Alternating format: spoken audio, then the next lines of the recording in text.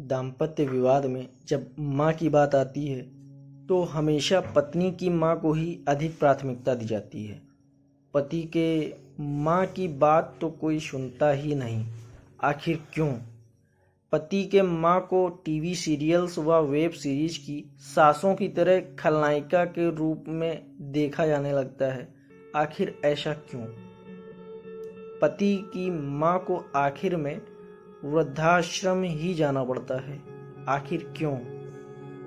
हम में से कितने लोगों ने देखा सुना है कि विवाह से पहले बहनों ने कभी अपने पिता से संपत्ति का हक मांगा हो। हम में से कितने लोगों ने कभी देखा सुना है कि कुंवारे भाइयों में कभी संपत्ति विवाद हो रहा हो। विवाह उपरांत भाइयों में संपत्ति का बंटवारा होने लगता है।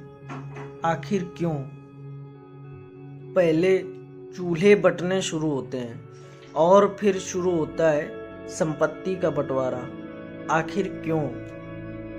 जिस घर के 6 सदस्यों की जुबान पर एक चूल्हे का स्वाद रहता था, उसी घर में सिर्फ 2 सदस्यों के और आ जाने पर से वहां ऐसी कौन सी मनहूसियत आ जाती है कि चूल्हे बंटने लग जाते हैं। जिस घर में पहले एक सदस्य कुछ खाने के लिए लाता था तो सब एक साथ मिल बांट कर खाते थे, उसी घर में अब लोग खाने की चीजें छुपा कर ले जाने लगते हैं। आखिर क्यों? जिस घर से 2 बेटियां पढ़ लिख कर इज्जत से विदा हो चुकी होती हैं, उसी घर की नई नवेली बहू को वह घर छोटा लगने लग जाता है। आखिर क्यों? ऐसे ही न जाने कितने ऐसे सवाल हैं जिसे सोच सोच कर हर पुरुष का दिल बैठता रहता है कि शादी करने पर कहीं मेरा परिवार न बिखर जाए, कहीं किसी बात पर हम भाई आपस में ना लड़ जाएं। आखिर उनके मन से यह डर कब और कैसे दूर होगा? वह भाई जो बचपन में किसी गैर के हाथ अपने भाई पर उठाना बर्दाश्त नहीं कर पाता, वही भाई अपने ही भाई की जान का दुश्मन कैसे व क्यों बन जाता है? जब पुराने समय में कुछ दामादों और कुछ मर्दों ने बेटियों को दहेज के लिए जलाया, उनका सौदा किया, उन्हें मारा पीटा, उनकी हत्याएं तक की, तो हमें एक कहावत बना डाली गई कि सभी मर्द एक जैसे होते हैं। आखिर क्यों? क्या सचमुच में सभी मर्द एक जैसे ही होते हैं? ऐसा कहने वाली महिलाएं इस बात को क्यों भूल गई कि उनके पिता व भाई भी एक पुरुष ही तो हैं? आज उतनी बेटियां दहेज के लिए नहीं जलाई जा रही हैं जितने बेटे घरेलू कलह के कारण मानसिक रूप से विक्षिप्त हो रहे हैं, आत्महत्या तक कर रहे हैं। आखिर क्यों?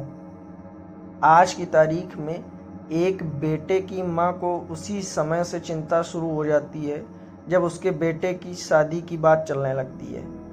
आज तक कुंवारे बेटे बेटियों ने अपनी माँ को वृद्धाश्रम नहीं भेजा होगा। आखिर क्यों? सोचिए, और हमें सोचना ही पड़ेगा कि आखिर ऐसा क्यों।